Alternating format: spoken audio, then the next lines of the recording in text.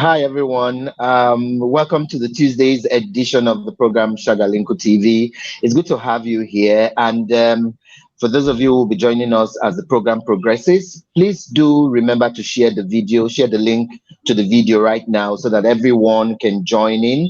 Every member of your group, whether your colleagues, friends, and family can join in this discussion, because this discussion happens to be something that cuts across.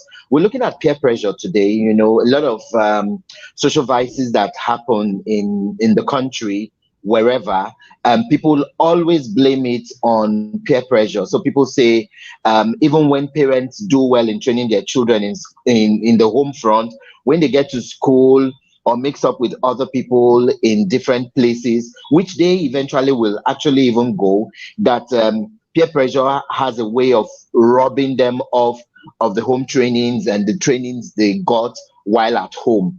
So that's why we're even looking at peer pressure today, and we're asking, are there advantages and disadvantages? Are we just looking at the disadvantages of peer pressure? Because if you look at peer pressure from the other angle, seeing that when one or two more persons gather together and take it from the good angle of maybe reading partners, people who challenge themselves in topics and wanting to grow, people who want to excel. So you see your friend is doing so well academically. You want to get close to him or her to learn from them. To if there are topics that you really don't know, you could get close to them and learn more. Why are we not looking at peer pressure from that angle? Why are we only looking at peer pressure from the bad angle of where people gather together to maybe smoke or drink or do other things, and the parents are crying and saying that their kids were good at home and now they are bad? But the truth is, you can't keep kids at home forever. You know, there must be a time they will go to school. There must be a time they will mingle with other people when you are not there. I have my guests here. OFUANI Praise is a counselor, a tutor, a peer educator, all the way from Lagos, Nigeria. And I also have ASSIA. She's an international relations student in University of Milan in Italy. And together they will be talking with us on what they think about peer pressure. And I'll be bringing in Jata Ekele all the way from Abuja as the program progresses. We just want to hear diverse views of young people and what they think about pressure, peer pressure, actually. Hi, Asia. Good to have you again. Thank you, thank you. It's a pleasure to be here again with you. So I will introduce myself. I'm ERAIDI from Italy. I'm originally from Morocco, and I'm an international relations student, passionate about human rights, youth, and women empowerment. I love to do a lot of things. I'm also passionate about learning languages, and I'm glad to be here again with you. Yeah, thank you. The last time you were here, it was very wonderful, and a lot of viewers asked us to bring you back. In fact, that was why we decided to bring you back, as we'll be talking with OFUANI. So I know a lot of viewers will also want to watch this edition and see what you're bringing for us. Anyway, welcome. I'll come back to you shortly. Let me go to OFUANI Praise and let him introduce himself and tell us more who OFUANI is before we go into the interview. Hello, OFUANI. Hello, Emmanuel. Good afternoon. Good afternoon. Can you hear me? Yes, I can hear you. Go on. All right. Good afternoon, Emmanuel. I'm excited to be on the show this afternoon. It's really a great privilege. I am Ofani Praise. Like you rightly introduced, I'm a counselor, a tutor, and also a peer educator. I'm passionate about teenagers and young adults. I just want to see them, achieve their God-given potential. That's a funny praise. Okay, thank you And I'm so based in much Lagos. for. Oh, okay, yeah. So this is Italy versus Nigeria. Okay. Asia, let me start with you. A lot of times people see peer pressure from the wrong angle. Could you take us through what you think is peer pressure and why people need to see it from the normal angle of being bad that we always see it? Because they always say that for a good thing, there is also a bad side of it.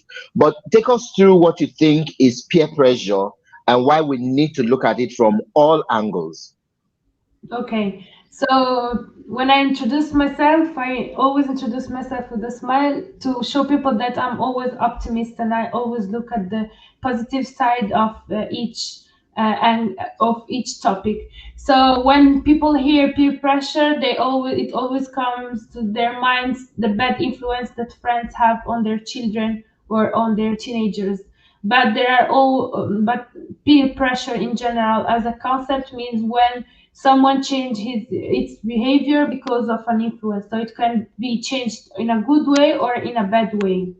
I've myself experienced the bad side and the good side of peer pressure. For example, if you have good friends with you that take you to try new experiences that make you do good things, that's the good peer pressure. When you go to do bad things, that's the bad peer pressure. So what we want to do is we want to grow, we want to make our personalities more stronger. We want friends that have strong personalities, and this is the positive side of peer pressure.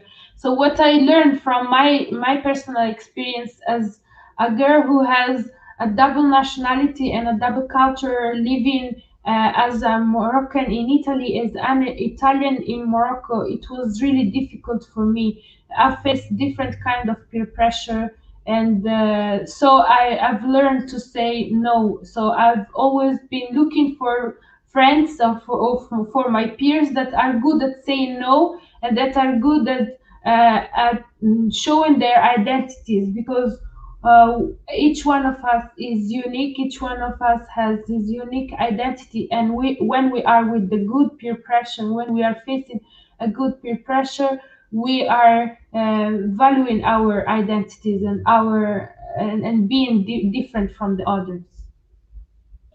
Yeah, thank you so much, Asia. I'd like to come to OFUANI Praise. As a counselor and a peer educator, I know you see a lot of cases where parents come to you crying that either their teenage child has started smoking or started joining bad gangs or not paying attention to education. What is the first thing that comes to your mind that you think you want to talk to parents about? Because, like I said when we started off, you can't keep your kids at home forever. I mean, they will one day go to school. If they don't go to school, they will one day graduate and go for NYSC. Some adults or some parents, it was their first time of leaving their kids around them when they had to go for youth service. So as a counselor, what comes to your mind when parents come to you with issues of peer pressure? All right. Thank you, Emmanuel.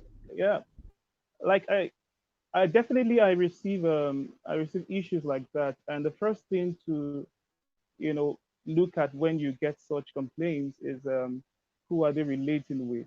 Aside the fact that they are with their parents at home, definitely they go out, and then you want to try and look at the people that they relate with, who are they relating with. Is it just all about the school?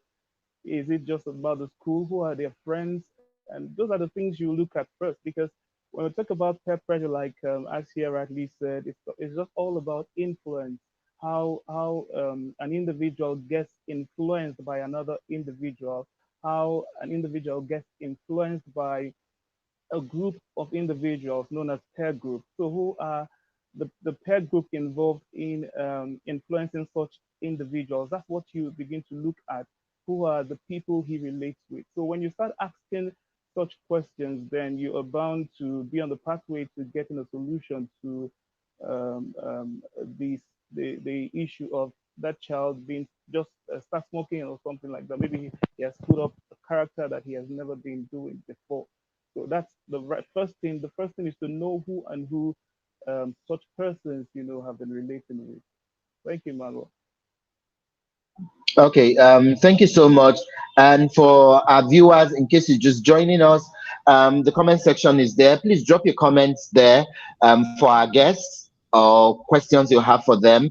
And please do tell us where you're watching us from. We have lots of viewers across the globe, so it would be very nice if you also tell us where you're watching us from and all that. And once again, please share the video, share the link to this video, live video right now. We're streaming on 3 destinations, on Shagalinku TV YouTube page, on Shagalinku TV Facebook page, and on my personal page, Ambassador Emmanuel Gabari. So please do tell us where you're watching us from and drop your comments. There's one here I like ASSIA to read for us, and both of you will respond before I bring Giata. But before you read this one, ASSIA, let me take this one here. It's from Pascal Achunene. It says, watching from Lagos, Nigeria. Thank you so much, Pascal. Pascal is one of our also very regular viewer and also an ardent fan and guest. He's been a guest on the show a couple of times. So thank you, Pascal, for joining. Asia, I want you to read this other message here, and then you and OFUANI can respond to it. Okay, it says, does exposure to different cultures in a younger age rather than a monoculture has any effect on children in dealing with peer pressure, or it makes peer pressure more intense? Well, that's a very good question. It is a bit complicated, but since I've lived this kind of peer pressure, I think I will reply from a personal point of view. I don't, it will not be something scientific, but this is what I lived. So I've been living in Italy, and I had this double culture, as I said before. And what makes it different is that you have different kind of peers. You have the Italian kind of peers, and then the Moroccan, like your original peers. And your parents, they should deal with two different kind of peers. Peers that influence you to do such kind of things, and that influence you to do other kind of things. Um, when I lived in a different culture from my parents' culture, it's different concepts, different morals, different view of the society. So it's every kind of peer pressure, it will be a negative peer pressure for them. For example, me wanting to going out a lot of times per week, for them it will be a bad influence. Me wanting to dress in a different style as my parents, it will be bad influence.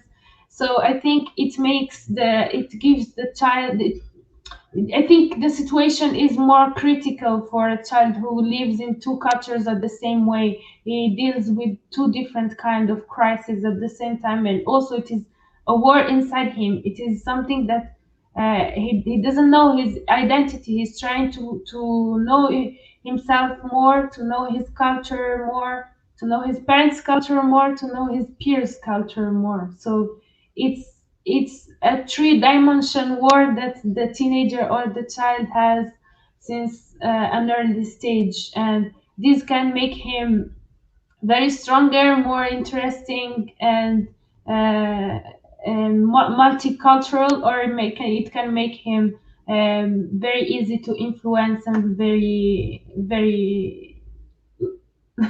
it can put him in a bad Difficult. situation, in a difficult situation. Thank True. you. Thank you for Okay. the question.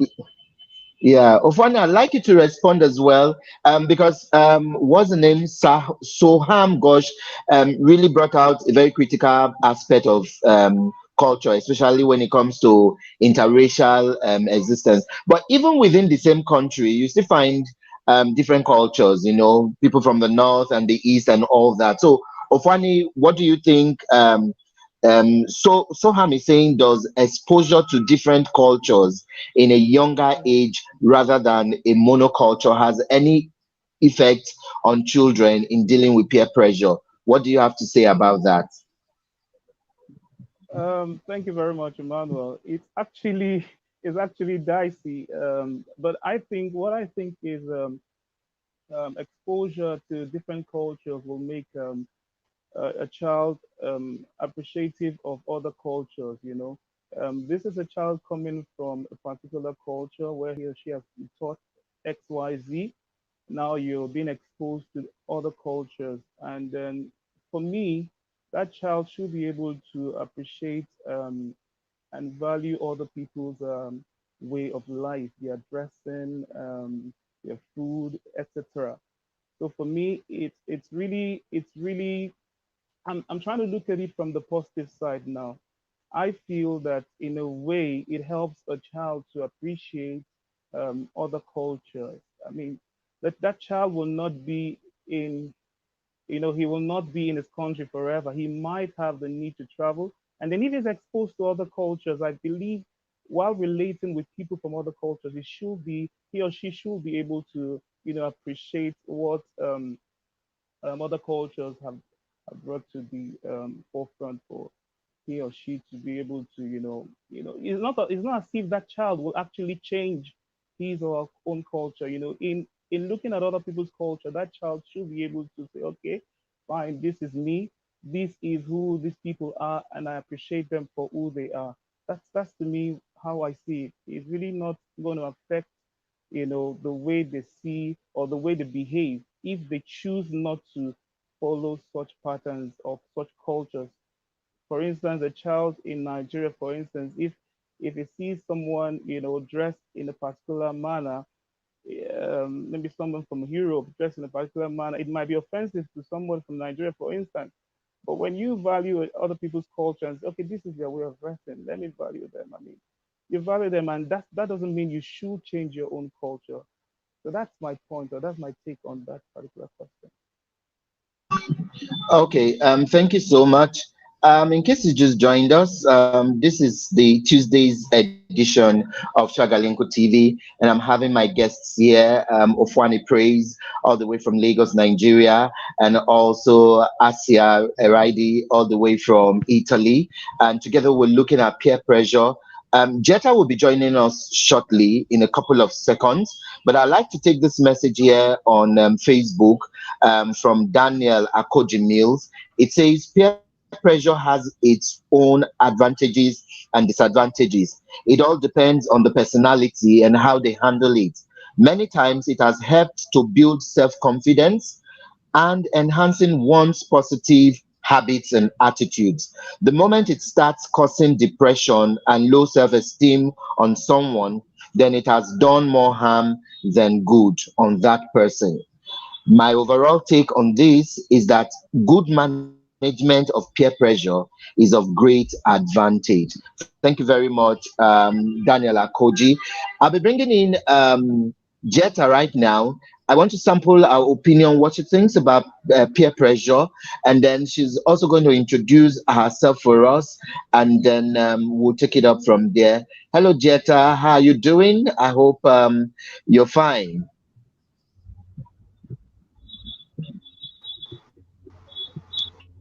Yeah, yeah, Hello. Jetta. Could you go on? Everybody.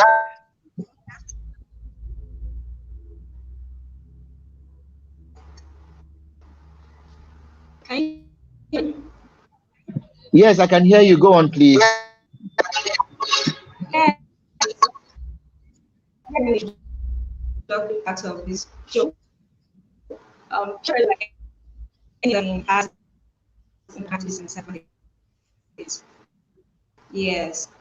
Pressure, if managed well, can actually push on towards a success career or success path in life.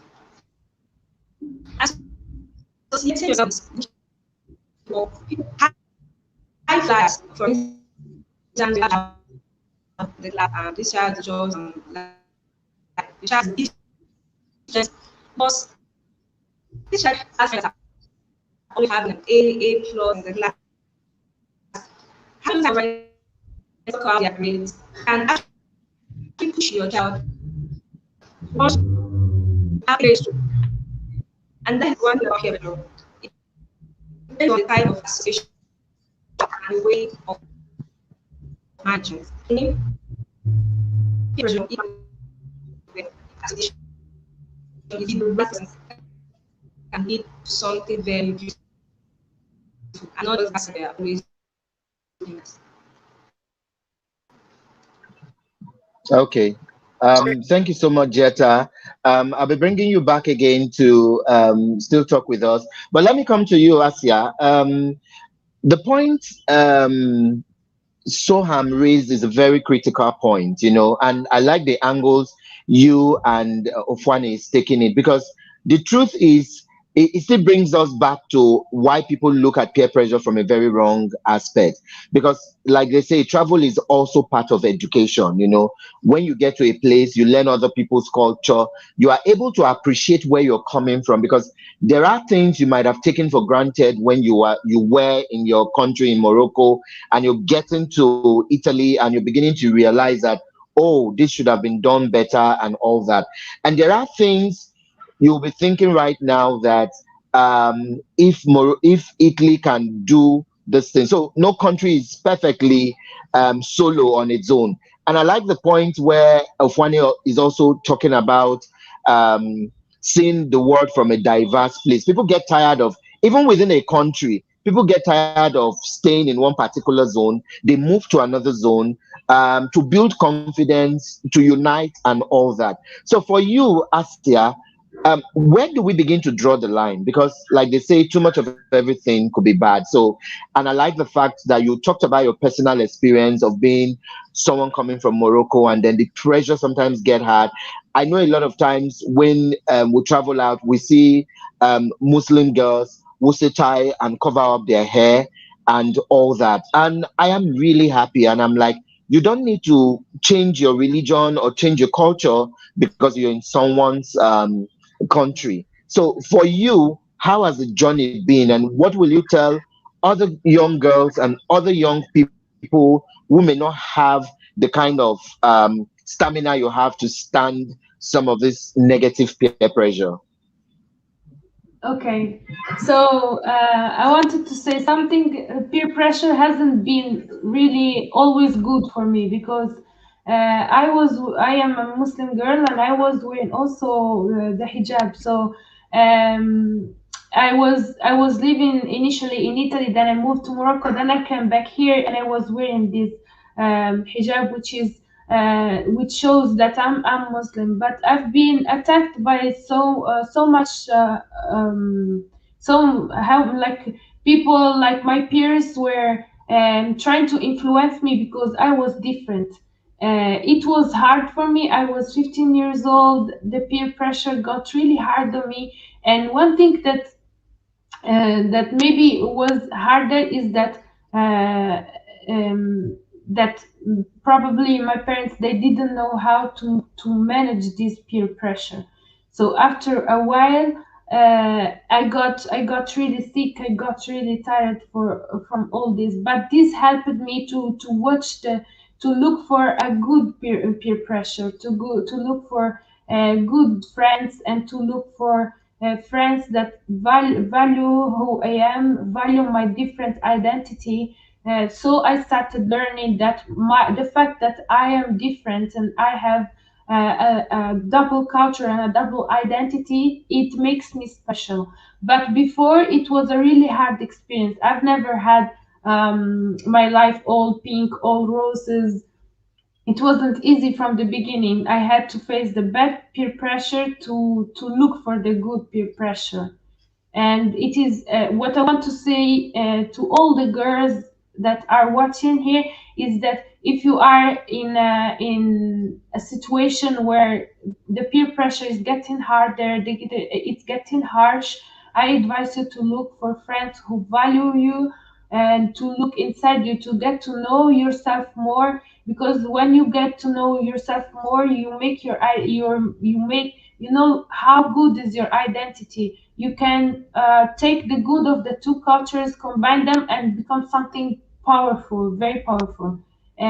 So when you know yourself more, you know how to say no to the bad peer pressure, and to say welcome to the good peer pressure.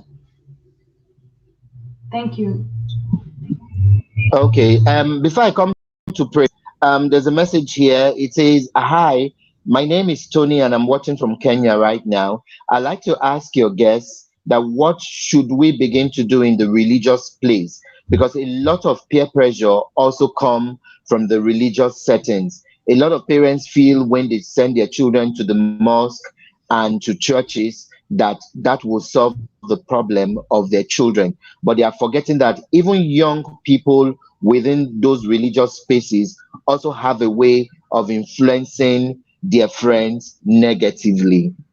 What do you all have to say? So let me start with praise and then I'll come to ASSIA. And thank you, by the way, for sending the message. It's good to know that you're watching from Kenya.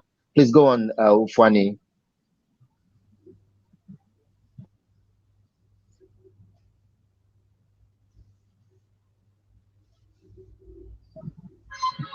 Can you hear me, OFUANI? Okay. All right. ASSIA, maybe. Thank you, Mango, Okay. for Yeah. that question. To me, um, yes, I can hear you. I can hear you. I can hear you. I can hear you. I can hear you. Can you hear me? I can hear Yeah. you. Please go on. Please Hello, go Emmanuel. on. Can you hear me now? All right. All right. All right, Emmanuel. Thank you. It's a great question from that viewer from Kenya. To me, we shouldn't just see religion as a safe haven. You know, there are different characters. You know, different people using religion as a cover up. So that's why we must be very, very careful. Parents who think that sending their children to the mosque or to the churches for thinking that, hey, that will be a better place for them. I'm not of the opinion that religion should be a safe haven. I mean, there are different people who come to church. I'm a Christian, for instance, and I mean, there are no, there are people who are Christians and there are people who are not Christians but still come to church. So how do we reconcile that? So if you're now thinking that a church will be a safe haven for your children, I mean, it's really a point that you should re-examine. For me, I don't think relying on a religion as such should be um, what the parents should be thinking about. Even when they push their children to the mosque or to the churches, they themselves have a responsibility what is being done in the churches to checkmate what is being done in the mosque. So to me, it's not a safe haven. If they push them, I'm not saying don't send your children to churches or to mosques, but whilst doing that, you have to, checkmate. You have to, do your checks and balances to know whether they are really there to learn the precepts of Jesus Christ as for Christians, the precepts of the Holy Prophet Muhammad. So I believe they should also, look into that, not totally relying on what they have been sent there to do. Thank you, Manuel. Okay. ASSIA, let's come to you. What do you think about the question they asked from Kenya? I think parents who send their children to mosques or to religious places to solve the problem, they're just trying to push their responsibility away. Uh, they can't solve the problem by not being part of the solution. I think those parents they should have a good relation with their children, and if they want to give them the good peer pressure, well, they should be a good influence for them first. If they want to teach them religious valors or manners, they should teach them themselves, because I think that in order to manage the peer pressure, first of all, parents should have a good relation with their children. If they don't have a good relation with their children, there will be no solution. No one their age can solve their problems, because teenagers are very hard to control and to manage. So their parents, they should even let their children do their mistakes, learn from their mistakes, learn, and then when they do their mistakes, or they should be present in the process of finding a solution. So they should go to their children and tell them, this is what you did wrong, and this is probably what religion is telling you, and this is the solution, and this is how we can help you. And then if you want to be helped by someone from a religious place, or to put a good pressure on peer pressure on your children, you go there and you know who are those peers, because a good peer pressure can be in a religious place, and it can be even in in bad places. You should parents should know the friends of their children to say if the pressure it is positive or not, because religions are not religions are good, yes, but uh, who are telling us those religions now, and who are the messengers right now of the religions in the churches, in the mosques and everything, are humans, and humans can make mistakes. So we don't have to see a church, or people who go to church, or people who go to mosques, as people who don't make mistakes, who can't be good or bad. They're still human. We are all human.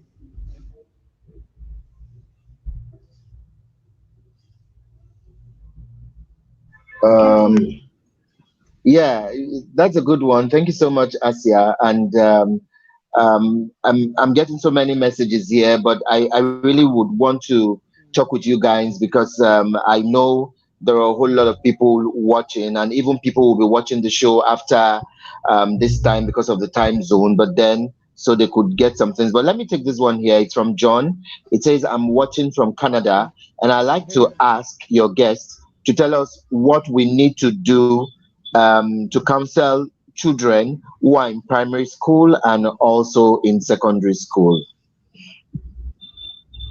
So who goes first? Asia, maybe you go first. Ladies first. Okay. So I think for parents, I'm not a parent yet, but I've been like a mom for my little sister who is in primary school now, and I get to first of all, I try to be her peer pressure.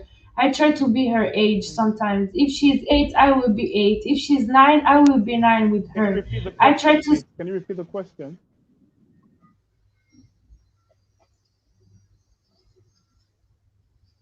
Asia, just go on. I'll get back to OFUANI. Yeah. okay. Okay. So what we will try, parents should try to do is maybe see where the child is getting the pressure from, the peer pressure from. It can be in schools. It can be online nowadays, on TikTok, on Facebook, on Instagram. This peer pressure is on posts on Instagram, is on challenges on TikToks, and we should get to know the generation, this new generation, analyze from where do they get this peer pressure, and then see if it is good or not. If it is good, we should control it and always see how it's going on. If it is bad, we should show the children that it is bad, and we should be rational. We shouldn't lie to children. We should tell them this is how it's going, and this is how you will be in 5 years if you do this, and this is how you will be in 10 years if you do this.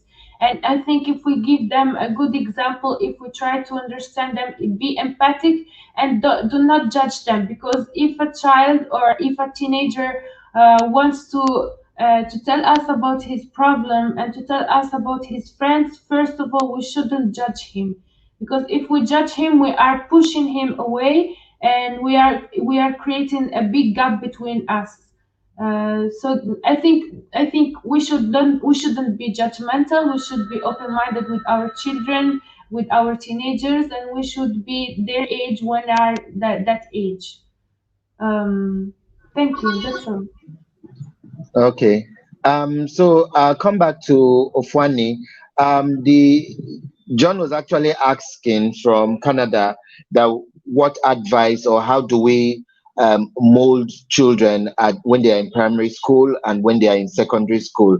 And I remember even from our introduction on the flyers, we also talked about that a lot of peer pressure happens between the ages of 11 to 13 and 14 to 18. So, OFUANI, if you have anything to say to that, just to contribute or add to what ASSIA has said, could you go on if you can hear us?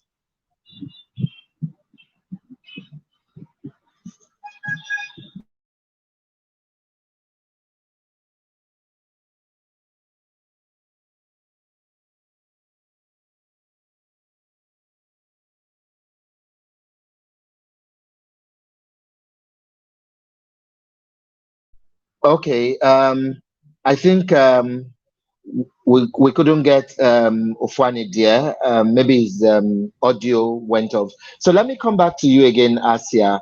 I like the fact you mentioned social media, TikTok, and all that. Because these days a lot of kids are also using phones. Most schools have gone digital, so they do online classes and all that.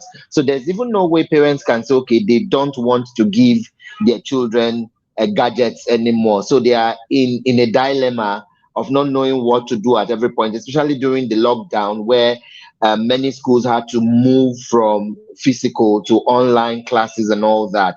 So when you talked about TikTok and social media, how do we even begin to regulate that for children? Because this is also where a lot of the peer pressure comes. Media is also not helping in the entertainment field, in music.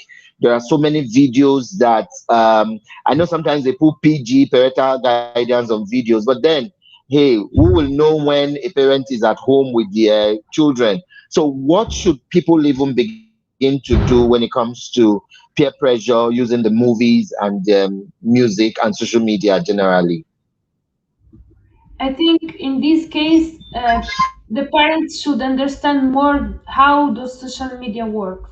For example, if you want to control your child on TikTok, first of all, as I said, you shouldn't be judgmental. So if you see him dancing on a video, you shouldn't judge him. So if so, he will come to you and tell you, "Look, mom," or "Look, dad, I am having a profile here. I'm doing this and that and that." So we should encourage our children to tell us what they're doing on social media, control them, be always with them, tell them, "Oh, I like this, show me your videos, show me your profile," so we can always have an eye on what they do online. And then I think they shouldn't allow them to have their personal numbers, or to and teach them and tell them, "You shouldn't be in contact with adults, you shouldn't do this and that." Because if we don't teach children those things, if we don't tell them clearly where to go and where to not go online, it will be a problem. Who will tell them if we don't tell them? Okay. And I think another important thing is probably to open profiles on those social media, so the parents will understand more, will be more empathic, will be on the same wave of their children. And as we said in the last episode, Emmanuel, we were talking about this digital gap.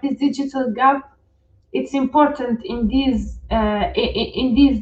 thematic also, because if adults don't try to understand this digitalization, they will not be able to help their children.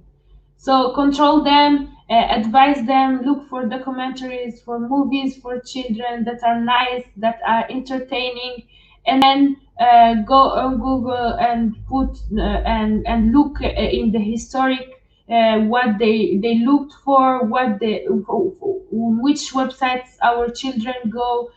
Control them. If they're not 13, they can't be on those social media. And yes, we should guide them and control them, and not be harsh on them and judgmental. Thank you. Thank, thank you very much, Asia. Ofani, if you are back, can we have you? Um, okay. I think Ofani is having issues with his connection. So I'll come back to you again, as Asia. Where is the place of mentorship for children? You said something when we started the program, that a lot of parents sometimes are so busy, or they want to shift their responsibilities. That's why sometimes they want to push them to religious places and feel they could do all that. Because I know the saying that charity begins at home. No matter where you push the children to, whether in school, whether in religious places and all that, but you need to start the training from the home front. So how do we also begin to and I like what you also said, that even when parents take their children to religious places or anywhere, they should also monitor and be sure of who they are sending their kids to. Because Ofani also mentioned that just as it's a marketplace, that is a religious gathering or a religious place, doesn't make that everyone there is a good person.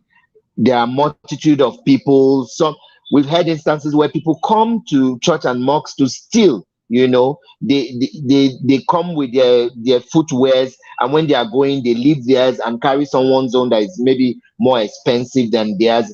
We've seen places where people jump back to go for prayers, and they dip hands into their pockets, into other people's pocket, and steal their phones, wallets, and all that. So it's showing us that even in public gatherings, there are people of different mindsets. So how do we begin to mentor parents so they know what to look out for? And how do we also begin to mentor peers, peer education, so people take it serious that even at the age of 6, people at your age of 6 too, you'll be able to mentor each other and be able to checkmate each other.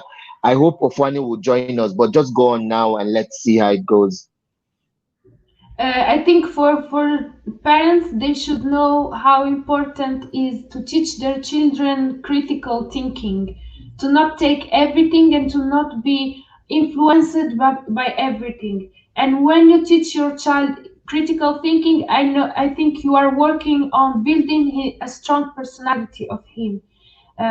Because we are all different. There are children who can be more influenced. There are those children who say no and have a strong attitude, a strong behavior. But how can those parents help their children to be those children who say no, those children with strong personalities? Is to teach them critical thinking.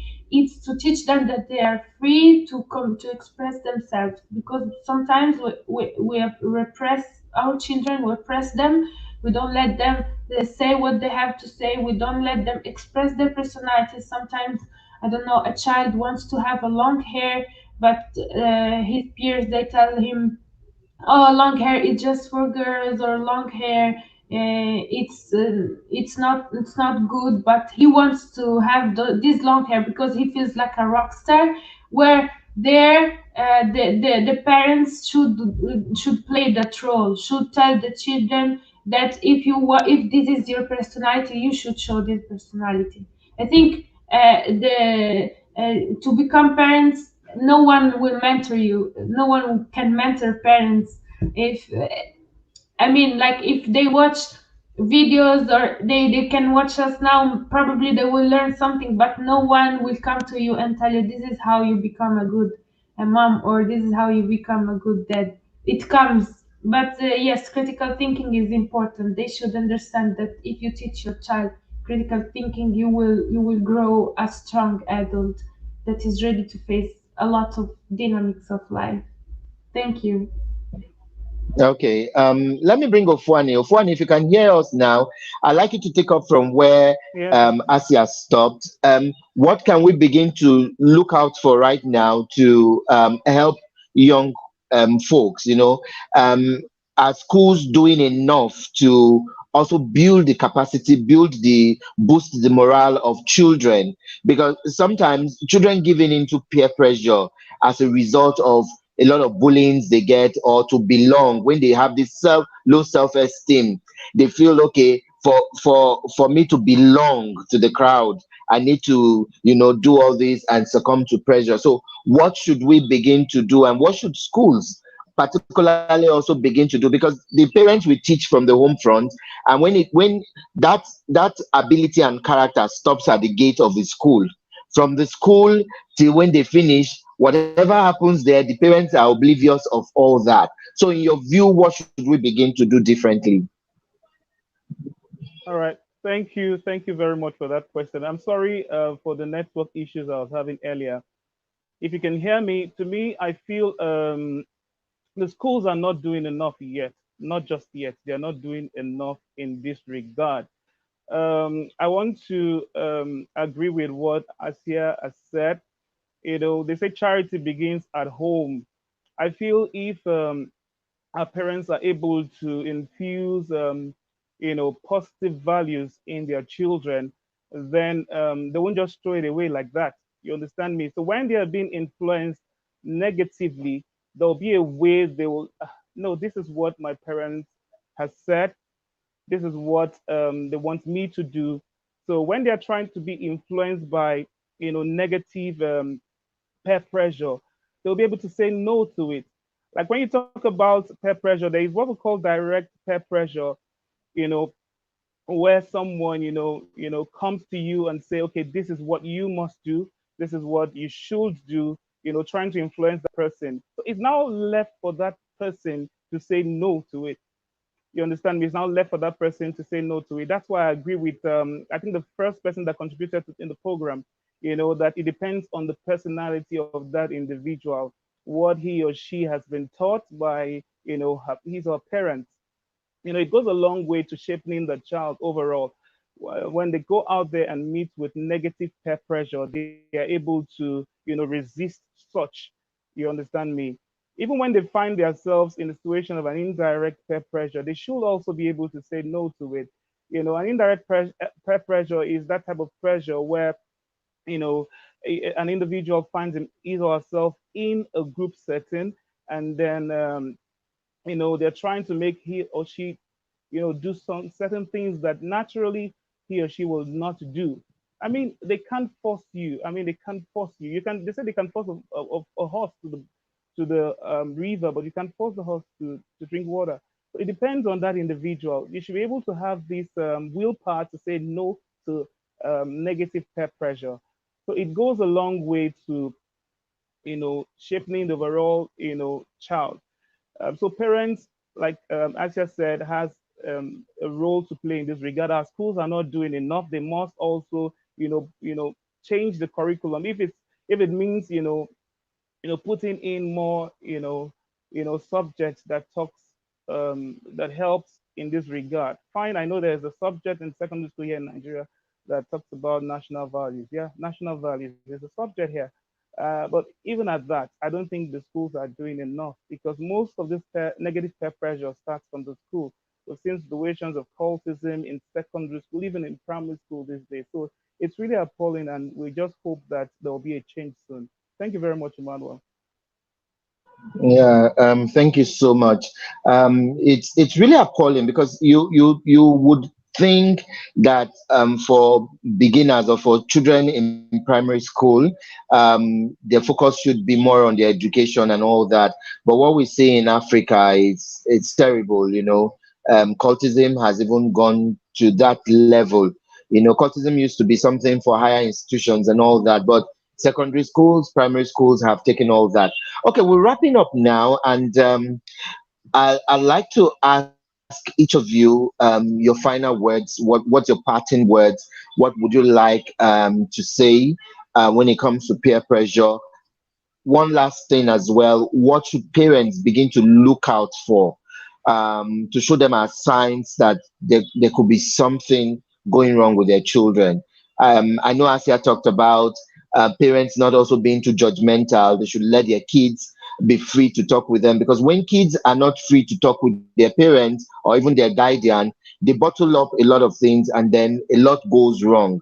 So I'll start with you, Asia. What should parents, guardians, and when I say parents, any adult who has a child or a ward living with them, what should they be looking out for when they see the mood swing or the change in attitude of their ward or children? What should they be looking out for, so they can even reach out with help and talk with them as it goes on?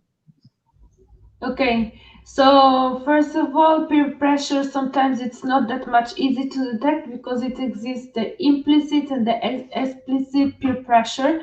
So I will give you a simple example. So for example, I don't know, your kid or your teenager, your child is wearing a lot of colors, and then suddenly starts wearing just black.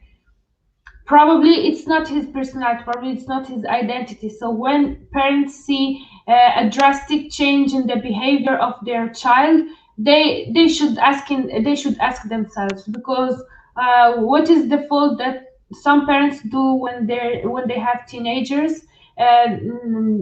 being like victims or being affected by peer pressure is that they don't ask themselves what is going on, or why we don't try to understand this kid, why he is he's changing, why his behavior is changing. So when parents see that the child is changing his behavior, I think this is the biggest red flag that he's having. He's having peer pressure, the negative peer pressure. If it is positive peer pressure, I encourage them to encourage their child and to stay with those kind of friends, to stay with those kind of peer pressure. And what was the second question? Sorry. Yeah, your last word of advice to everyone. Yeah. Okay, so my last word is that we all were born as white papers, and the society and the school and the peer pressure and our parents start writing on us our values, our concepts, and everything. I think from zero to where when we are 10, we are collecting those concepts and everything, and in the teenage time we don't really process those values, those concepts. But I think when you have the positive peer pressure and when you feel like you can discover yourself, try to select those, try to go to this white paper that is full of concepts and things, and try to to select just the good things and let just the good things in that paper, and that would be your personality forever. I mean, that's what I did, and that's the advice that I give to everyone. Thank you. Okay. Yeah, I'll come back to you to say your last word of greetings to people, but let me take the last word of advice from OFUANI. So, what would be your word of encouragement to parents? What should they be looking out for to notice and be sensitive to the needs of their kids and all that as we wrap up now? What's the last word? All right, thank you, Emmanuel, Ambassador Emmanuel. For me, I would like to advise the parents to be a friend to their children. I mean, when you allow your child to have access to you at any given point in time, then I don't think there will be this gap. If a child should be free to say anything, just anything to his parents or her parents. So I feel a parent should be able to, make his or her child his best friend, her best friend. And then when a child becomes your best friend, then he or she will be able to say just anything, to tell you just anything. And then when you start noticing, that way it will be easier for you to notice when he or she, is in trouble, when maybe he has been influenced by, negative peer pressure. You will definitely know that time. So be a friend to your children, and that will go a long way to helping you, you know when your child is in trouble, when he or she has been influenced by negative peer pressure. I feel that way you'll be able to help your child to say no to negative peer pressure. And as for the child should also stand bold. They used to tell us then, back then, you know where you're coming from. A child should be able to say no when it comes to issues of bad pressure. Should be able to say, he or she should be able to say, no, I'm not going to do this. So that's my take. Thank you very much, Emmanuel. Yeah, so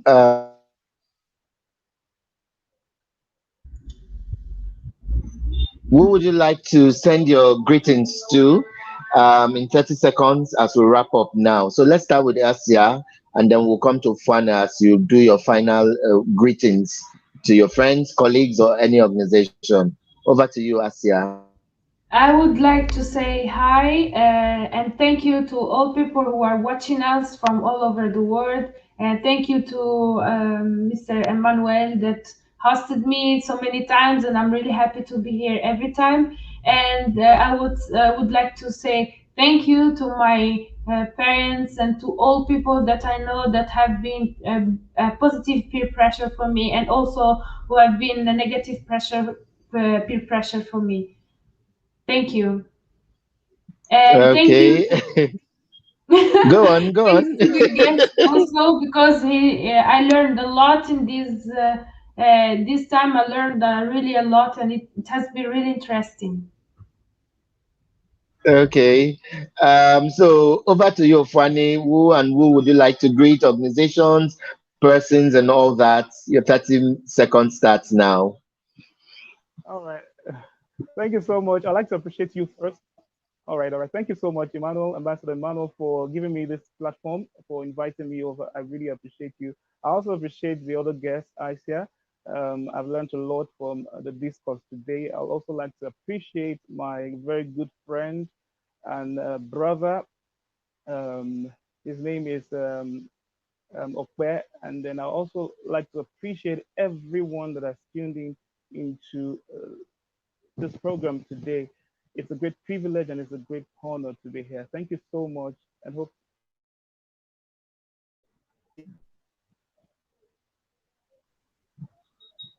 Okay.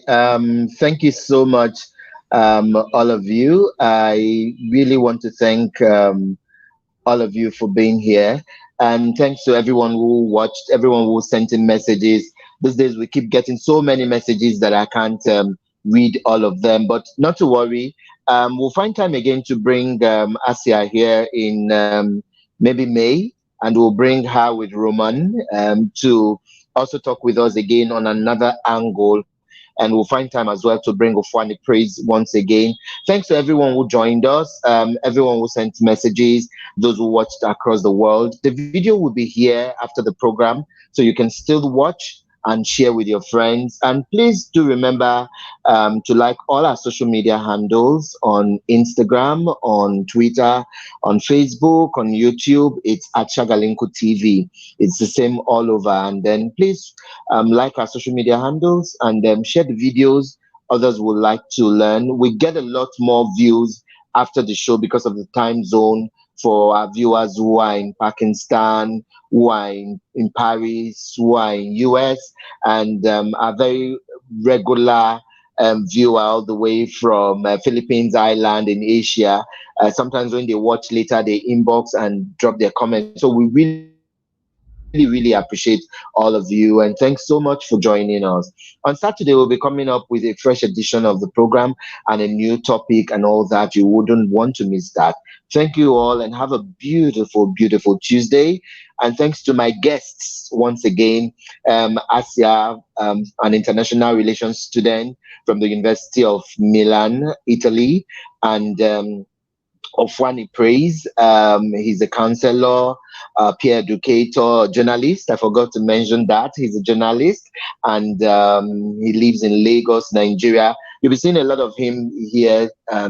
He'll be doing a lot of reports for us from Lagos Axis and all that. So you'll be seeing a lot of him here. And ASSIA too, although ASSIA sometimes writes exams, she's also busy in school, but then we'll find time to always bring her in to also share her experience. Thank you all. Thank you guys for being our guests today. We truly and sincerely appreciate you all. And to everyone who watched, like I said earlier on, thank you so much. We truly, truly appreciate. Till we see you on Saturday, God willing.